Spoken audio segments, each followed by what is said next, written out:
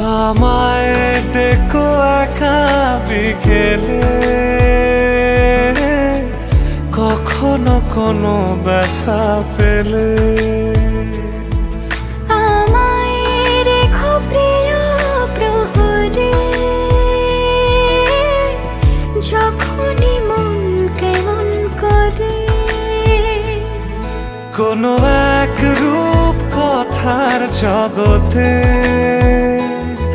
তুমি তো এসেছো আমারই হতে।